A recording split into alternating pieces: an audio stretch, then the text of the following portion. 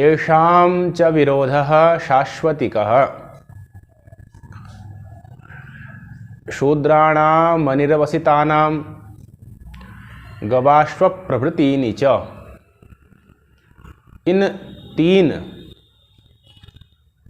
एकवद भाव से संबंधित सूत्रों का विवेचन इस पाठ में किया जाएगा।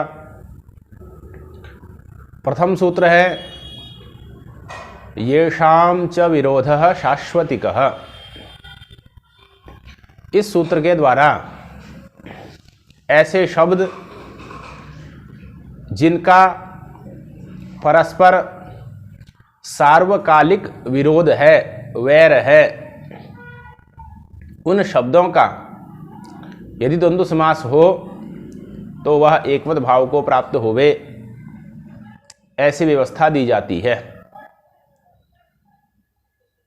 यहां पर कहा यह जा रहा है कि शब्दों का परस्पर वैर हो, किंतु शब्दों का तो परस्पर वैर हो नहीं सकता। वैर तो अर्थ का होगा। शब्द का जो अर्थ है उस अर्थ का वैर होगा। जैसे इसका उदाहरण है अहि नकुलम, प्रसिद्ध उदाहरण है। तो अहि का अर्थ होता है सांप, नकुल का अर्थ होता है नेवला। तो अहि इस शब्द का वैर नहीं होगा, नकुल इस शब्द का वैर नहीं होगा। अभी तो अहि का अर्थ जो सांप है, सांप व्यक्ति, सर्प व्यक्ति। नकुल का अर्थ जो नेवला व्यक्ति, उन का वैर होगा। जो मूर्त पदार्थ हैं, द्रव्य हैं, उनका वैर होगा। तो शब्द का वैर हो ऐसा प्रयोग कैसे किया गया? तो शब्द का वैर हो यह प्रयोग शब्दार्थयोस् तादात्म्यम, शब्द और अर्थ का तादात्म्य होता है, यह मान करके किया गया है। तादात्म्य का अभिप्राय अभेद से होता है। वस्तुतः यहाँ पर बौद्धिक शब्द लिया जाता है, बौद्धिक अर्थ लिया जाता है, उनका अभेद होता है। ऐसा सिद्धांत आचार्य नागेश भट्ट जी ने मंजूषा ग्रंथ में स्थापित किया है। तो चूंकि शब्द और अर्थ में बौद्धिक अभेद होता है, अतएव शब्द और अर्थ दोनों अभिन्न हुए, एक ही हुए। इसीलिए जहां पर यह कहा जाए कि जिन शब्दों का परस्पर सार्वकालिक विरोध है, उनका द्वंद्व समास होने पर वह दोनों ही एकपद भाव को प्राप्त हो जाते हैं, इसका तात्पर्य अर्थ में समझना चाहिए, क्योंकि दोनों का अभेद माना गया है। शब्दार्थयोस् तादात्म्यम, शब्दार्थ का, शब्द और अर्थ का तादात्म्य होता है। तो ऐसे दो शब्द, दो से अधिक शब्द जिनका सार्वकालिक विरोध है, उनका यदि द्वंद्व समास किया जाएगा तो वह समस्त पद एकवद भाव को प्राप्त हो जाएगा। यही व्यवस्था इस सूत्र के द्वारा येषां च विरोधः शाश्वतिकः, इस सूत्र के द्वारा दी जाती है। येषां षष्ठ्यंत है, च अव्यय पद है, विरोधः प्रथमांत है, शाश्वतिकः प्रथमांत है, 4 पद का सूत्र है। इस सूत्र में 3 पदों का तो अर्थ स्पष्ट ही है, प्रसिद्ध ही है। विरोध का अर्थ वैर है, जिसको हिंदी भाषा में दुश्मनी कहा जाता है, और उस विरोध का विशेषण है शाश्वतिकः। कैसा वैर, कैसा विरोध? तो कहा शाश्वतिकः। शाश्वतिकः का अर्थ क्या हुआ? तो शाश्वतिकः अर्थात सार्वकालिकः, सार्वकालिक विरोध होना चाहिए। शाश्वत यह अव्ययी है। शाश्वत अव्ययी त्रैकाल्य अर्थ में विद्यमान है, सदा इस अर्थ में विद्यमान है। हिंदी भाषा में इसको सदा कहा जाता है, संस्कृत का भी सदा शब्द है। सदा इस अर्थ में विद्यमान है शाश्वत यह अव्यय। इस शाश्वत अव्यय से तत्र भवः, इस अर्थ में काला ठञ् सूत्र के द्वारा ठञ् प्रत्यय होता है। और फिर यहां पर अव्ययानाम भवमात्रे टिलोपा से टिलोप प्राप्त होता है, और इसु सुक्तांतात का से कौ भी प्राप्त होता है। दोनों के अभाव का निपातन इस सूत्र के प्रयोग से ही किया जाता है। शाश्वतिकः में यदि टिलोप कर देंगे तो शाश्वतिकः बन नहीं पाएगा, कौ प्रत्यय करेंगे तो भी शाश्वतिकः नहीं बन पाएगा। तो सिद्ध प्रक्रिया से निर्देशो निपातनम, जैसी प्रक्रिया करके आचार्य पाणिनि जी ने सूत्र का शब्द का निर्देश किया है वैसा बनाना यही निपातन है। तो यहाँ पर निपातनात ही गौ प्रत्यय भी नहीं होता और टिलोप भी नहीं होता। इस प्रकार से ठई का ठौ बचेगा, इको आदेश होगा उसके स्थान पर ठस्य का सूत्र के द्वारा, और ठई चूंकि हित है इसलिए तद्धितेषु चामादेश सूत्र के द्वारा आदि वृद्धि हो जाएगी। शाश्वत के शकारोत्तरवर्ती आकार को वृद्धि होकर के शाश्वत इक मिल गया, शाश्वतिक तद्धितांत तत्पाद प्रातिपदिक संज्ञा होगी कृत तद्धित समासाश्च सूत्र के द्वारा। तो फिर प्रातिपदिकत्वात् स्वादयः, प्रातिपदिक संज्ञा होने से स्वाद्योत्पत्ति होकर के शाश्वतिकः यह रूप निष्पन्न हो जाता है। तो शाश्वतिकः मतलब तीनों कालों में जिसका वैर है, सार्वकालिक जिसका वैर है, इस अर्थ की प्राप्ति हो जाती है। तो जिनका वैर सार्वकालिक होगा उन्हीं का द्वंद्व समास होने पर वह समस्तपद एक पद भाव को प्राप्त होगा। जिनका कभी वैर है कभी मित्रता है, ऐसे जो होंगे उनका फिर द्वंद्व समास होने पर इतरेतर द्वंद्व समास ही होगा। इसीलिए देवासुरई रमृतमंबु निधिर ममंथे, इस प्रकार से प्रयोग मिलता है काव्य का। देवासुरई ही अमृतम अंबु निधि ममंथे, देवता और असुर दोनों ने मिलकर के अमृत के लिए क्षीर सागर का मंथन किया। तो यहाँ पर देवासुरई ही इस प्रकार का इतरेतर योग द्वंद्व समास युक्त प्रयोग मिलता है। देवाश्च असुराश्च, तो यहाँ पर देवता और असुर में वैर तो है किंतु शाश्वतिक वैर नहीं है, सार्वकालिक वैर नहीं है। अमृत की जब प्राप्ति करनी थी, जब समुद्र मंथन करना था, उस काल में उनका वैर नहीं था, तभी दोनों ने मिलकर के समुद्र मंथन किया। किंतु जब अमृत की प्राप्ति हो गई तो उसके बाद उनका वैर हुआ। तो उनका मेल मिलाप चलते रहता है, कभी मेल है तो कभी वैर है। तो इनका जो देवता और असुरों का जो वैर है वह शाश्वत नहीं है। तो इसीलिए इस शाश्वतिक वैर न होने के कारण से यहाँ पर एक भाव नहीं होता। देवाश्च असुराश्च इति देवासुराः तैहि देवासुरैहि इतरेतर एको द्वंद्व समास युक्त प्रयोग ही बनता है। इसी प्रकार से जो अलग अलग रहते हैं, जिनका जो एक साथ नहीं रहते, उनको भी परस्पर विरोधी नहीं समझना है।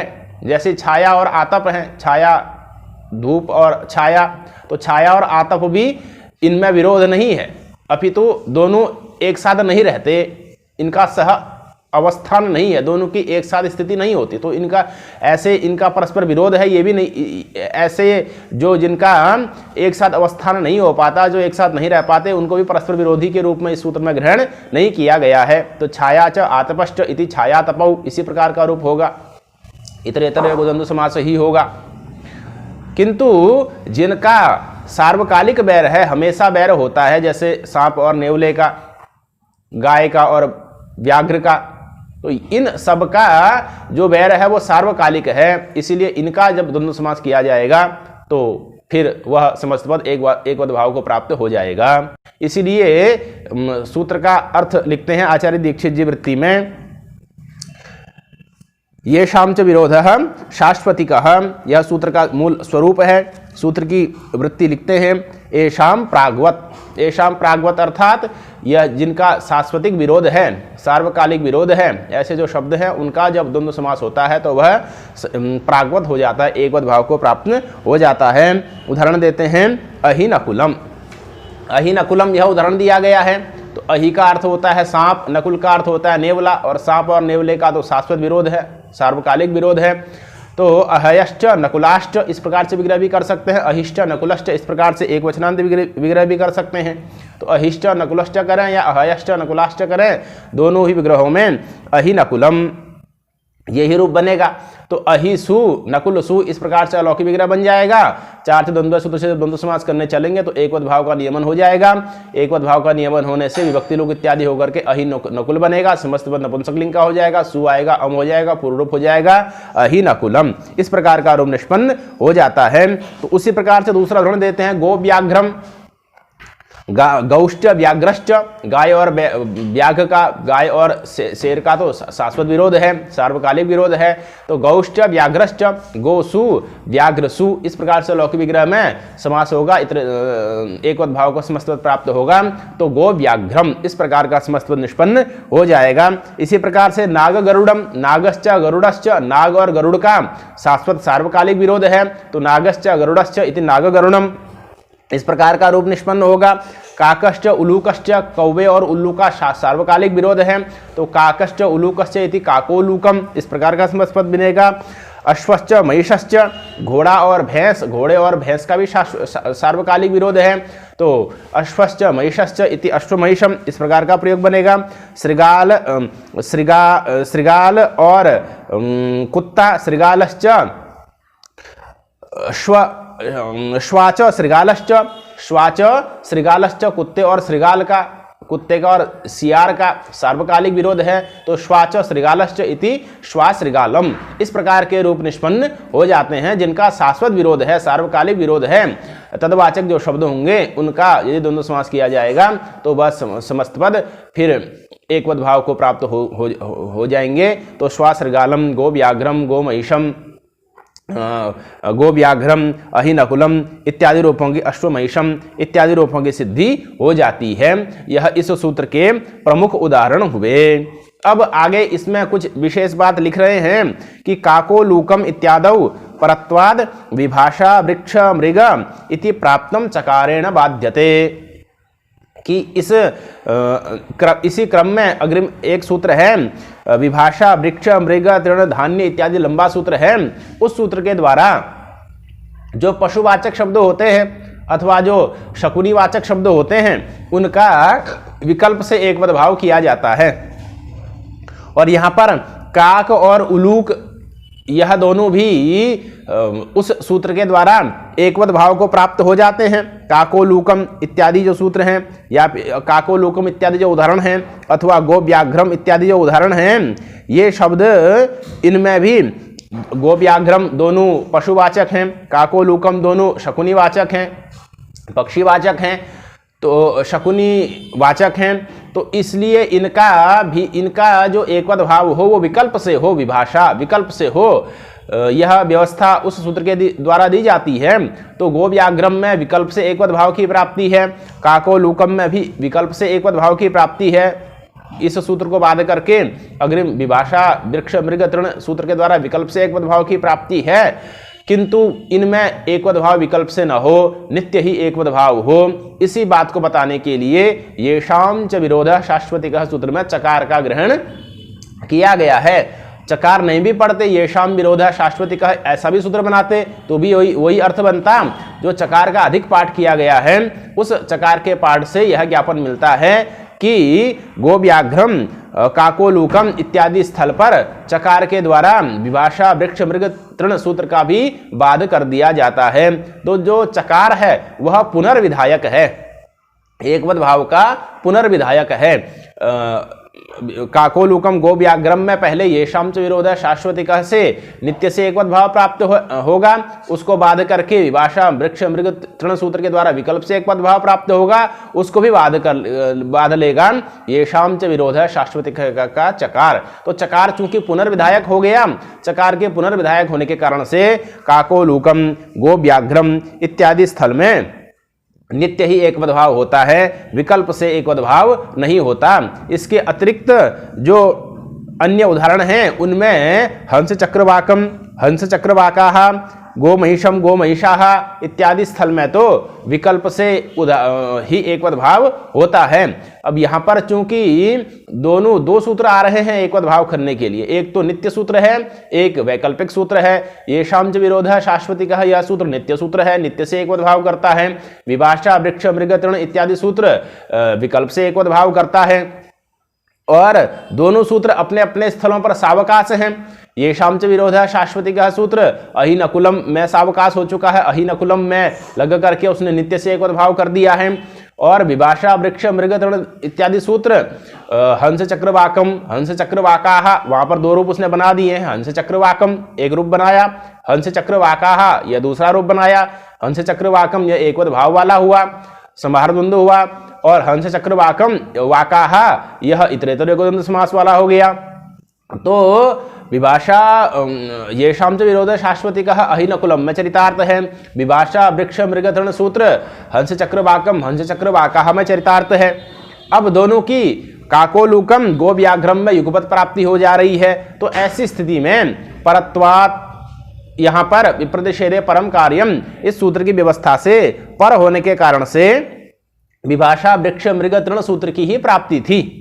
तो विकल्प से एकवत भाव प्राप्त था क्योंकि वह सूत्र पर है, पर होने के कारण से विभाषा वृक्ष मृग तृण की ही प्राप्ति थी गो व्याघ्रम काकोलूकम में। तो उस परत्वात प्राप्त विभाषा वृक्ष मृग तृण सूत्र को बाधने के लिए इस सूत्र में ये शांच विरोध शाश्वतिक सूत्र में चकार का ग्रहण किया गया है। तो चकार पुनर्विधायक हो जाता है। तो परत्वात प्राप्त जो विभाषा वृक्ष मृग तृण सूत्र है उसको ही बाध करके चकार के बल से यहाँ पर नित्य ही एकवद भाव होगा। जब नित्य ही एकवद भाव होगा तो गो व्याघ्रम काको लूकम इस प्रकार का एक ही रूप बनेगा।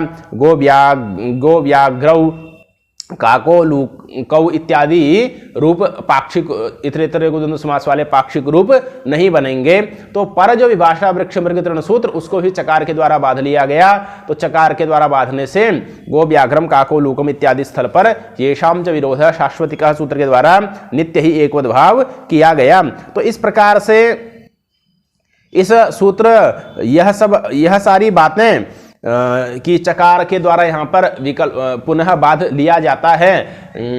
परत्वाद प्राप्त जो विभाषा वृक्ष मृग तृण सूत्र है उसको बाध लिया जाता है। यह सारी बातें भाष्य में स्पष्ट हैं। भाष्य में भाष्यकार ने इस प्रकार का विवेचन दिया है। तो इस प्रकार से इस सूत्र का विवेचन पूर्ण होता है। ये शाम च विरोध है शाश्वती का। इसी क्रम में अग्रिम सूत्र है शूद्राणाम अनिर्वसितानाम। शूद्राणाम अनिर्वसितानाम, शूद्राणाम षष्ठी व्यक्ति बहुवचन का है, अनिर्वसितानाम षष्ठी व्यक्ति बहुवचन का है। दो ही पद का यह सूत्र है। अन्य अनुवृत्ति द्वंद्व एक वचन इत्यादि की अनुवृत्ति पूर्वत प्राप्त है। तो अनिर्वसितानाम शूद्राणाम, जो अनिर्वसित शूद्र है, शूद्रवाचक शब्दों का यदि द्वंद्व समास हो तो वह एकवत भाव को प्राप्त हो, इस प्रकार का नियम शूद्राणाम अनिर्वसितानाम इस सूत्र के द्वारा किया जाता है। इसलिए इसका अर्थ भी बन रहा है कि शूद्राणाम प्रागवत, किंतु कीदृशानाम शूद्राणाम, कैसे शूद्रों का, तो कहा अनिर्वसितानाम, जो अनिर्वसित शूद्र हैं। अर्थात शूद्रों का विभाजन किया गया है। दो प्रकार के शूद्र माने गए हैं। एक तो हो गए निरवसित शूद्र और एक हो गए अनिरवसित शूद्र। चार वर्ण होते हैं। उन चार वर्णों में जो प्रारंभ के तीन वर्ण हैं उनसे इतर जो होते हैं उनको शूद्र माना गया है। उन शूद्रों में भी दो कोटि मानी गई हैं। एक निरवसित शूद्र जो अच्छे शूद्र माने जाते हैं, और एक होते हैं निरवसित शूद्र जो नष्ट भ्रष्ट इत्यादि शूद्र माने जाते हैं। तो दो प्रकार के शूद्र माने गए हैं। तो अनिरवसितानाम, जो अनिरवसित है अर्थात अच्छे शूद्र हैं, शुद्ध शूद्र हैं, उनका यदि द्वंद्व समास हो तो वह एकवद भाव को प्राप्त हो। किंतु जो निरवसित हैं उनका तो फिर इतरेतर द्वंद्व समास ही होगा। अब प्रश्न ये है कि कौन से शूद्र शुद्ध हैं, अच्छे हैं, कौन से शूद्र निकृष्ट हैं, कौन से उत्कृष्ट हैं इत्यादि व्यवस्था कैसे दी जाए। तो इस व्यवस्था को धर्मशास्त्र के द्वारा बताया गया है। इस व्यवस्था को स्मृतियों के द्वारा बताया गया है। स्मृति इत्यादि के वचन हैं कि यैर भुक्ते भस्मना शुद्धते कांस्यम, यैर भुक्ते भस्मना शुद्धते कांस्यम, इस प्रकार से स्मृतियों में प्रतिपादित किया गया है। अथवा महाभाष्यकार ने भी बताया है कि ऐसे शूद्र जिनको भोजन देने के बाद उनके द्वारा भोजन किए गए पात्रों का उन्हीं के द्वारा जो क्षार जल इत्यादि क्षार खट्टा क्षार पदार्थ होता है उसमें जल मिला करके उस क्षार पदार्थ से बर्तनों को धो देने से वह बर्तन फिर शुद्ध मान लिए जाते हैं और फिर उन बर्तनों को पुनः स्वीकार कर लिया जाता है। इस प्रकार के जो शूद्र होते हैं जिनके बर्तनों को क्षार खट्टे पदार्थों से युक्त द्रव्यों में पानी इत्यादि मिला करके धोने से जो बर्तन शुद्ध हो जाते हैं और उनको दोबारा से स्वीकार कर लिया जाता है त्रैवर्णिकों के द्वारा, तीन वर्णों में रहने वाले लोगों के द्वारा। इस प्रकार के जो शूद्र होते हैं वह अनिरवसित होते हैं, वह उत्कृष्ट शूद्र माने गए हैं। किंतु जिनके बर्तनों की शुद्धि क्षार खट्टे पदार्थ से युक्त द्रव्य से धुलने पर भी नहीं होती, वह सभी शूद्र निरवसित शूद्र माने गए हैं। जैसे चांडाल, जिस प्रकार जैसे मृतप हैं, जो मृतप जो मृत व्यक्ति का से संबंधित जलपान इत्यादि पान इत्यादि करता है, वो डोम इत्यादि जिसको हिंदी भाषा में बोलते हैं, यह सब निरवसित शूद्र माने गए हैं। और जो लौहकार हैं, तक्षक हैं, ये सब अनिरवसित शूद्र माने गए हैं। तो इस प्रकार के दो प्रकार के शूद्र होते हैं, एक उत्कृष्ट हुए जो कि अनिरवसित हुए, एक निरवसित हुए जो कि निकृष्ट हुए। जिस प्रकार के चांडाल, डोम इत्यादि ये सब निरवसित शूद्र हैं। तक्षक, बढ़ई और जो लोहार इत्यादि होते हैं, ये अनिरवसित शूद्र हैं। तो जो अनिरवसित शूद्र होंगे उनका यदि उनका यदि तद्वाचक शब्दों का यदि द्वंद्व समास होगा तो वह समस्त पद फिर एक पद भाव को प्राप्त हो जाएगा।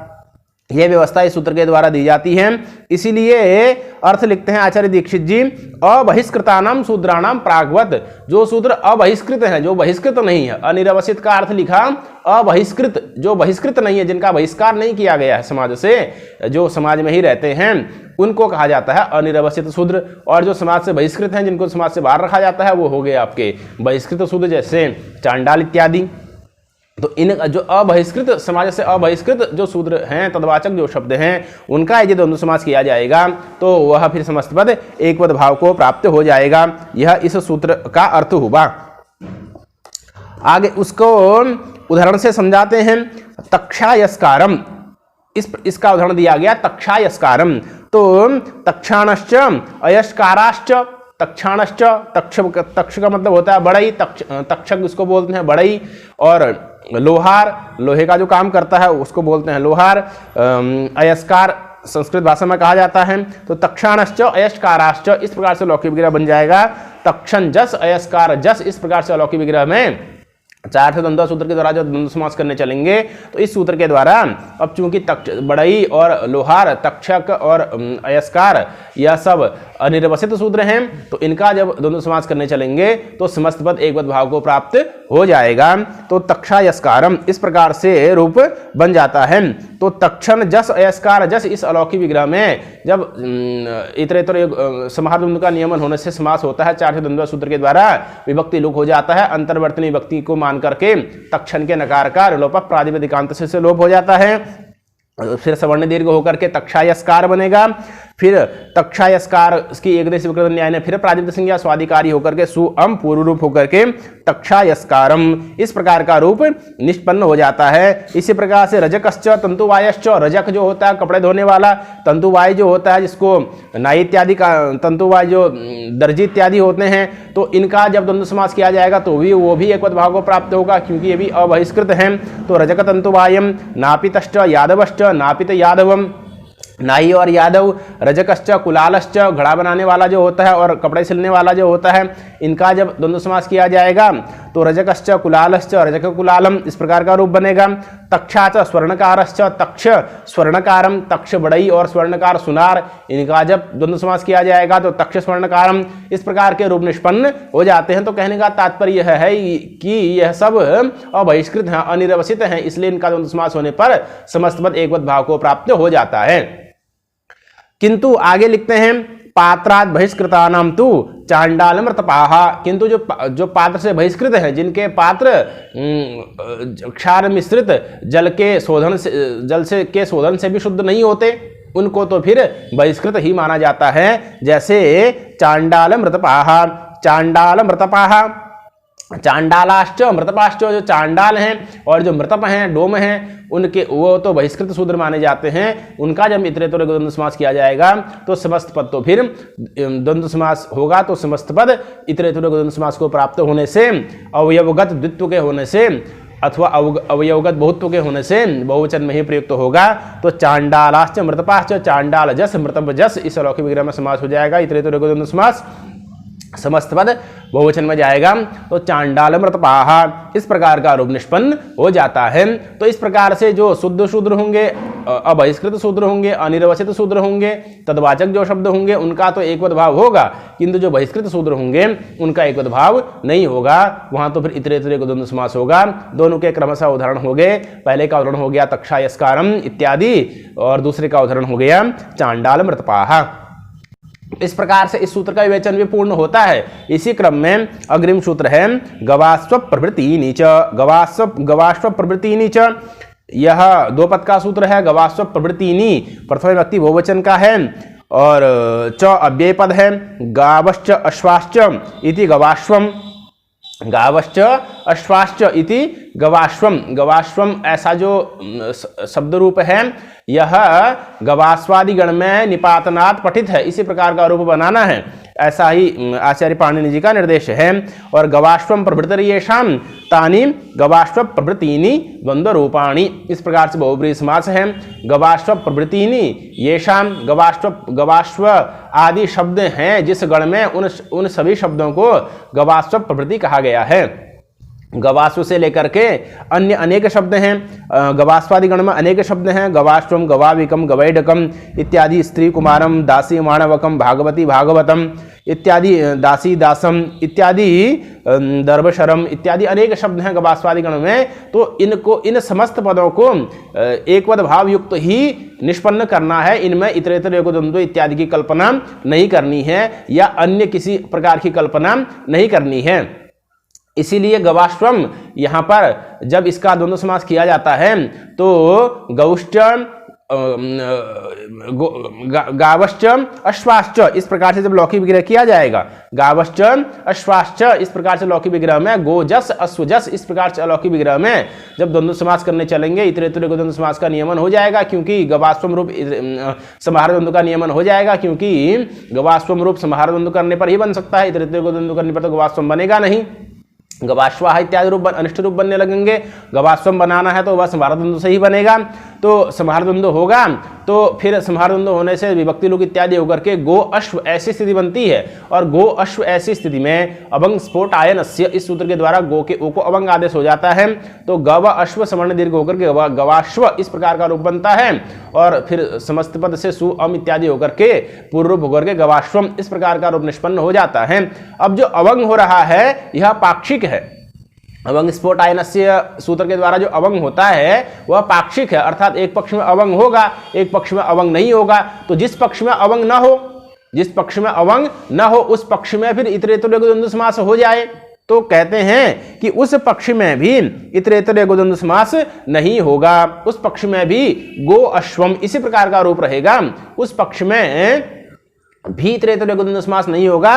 क्यों? क्योंकि यथोच्चारितानि साधूनि स्युः इस प्रकार का इसका अर्थ लिखा गया है। यथोच्चारितानि साधूनि स्युः, जैसे ये उच्चारित हैं, गवाश्वम उच्चारित है तो गवाश्वम में एक पद भाव वाला ही रूप बनेगा, इतरेतर द्वंद्व समास वाला रूप नहीं बनेगा। तो यथोच्चारितानि साधूनि स्युः, यथोच्चारितम द्वंद्ववृत्तम इस प्रकार से भी कहा गया है। यथोच्चारितम द्वंद्ववृत्तम, यथोच्चारितम द्वंद्ववृत्तम कि जिस प्रकार का द्वंद्ववृत्त, जिस प्रकार का द्वंद्व समास गवास्वम शब्द में माना गया है उसी प्रकार का द्वंद्व समास उसमें होगा, उससे इतर द्वंद्व समास उसमें नहीं हो सकता।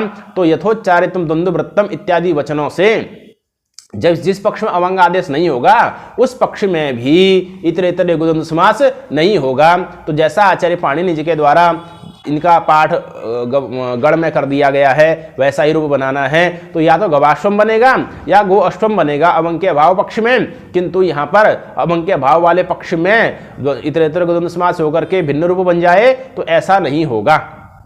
यही हुआ इसके गण पाठ में, इसके गण में पाठ होने का फल, यथोच्चारितानि यथोच्चारितम द्वंद्ववृत्तम इस व्यवस्था का फल। तो इस प्रकार से गवाश्वम यह रूप निष्पन्न हो जाता है।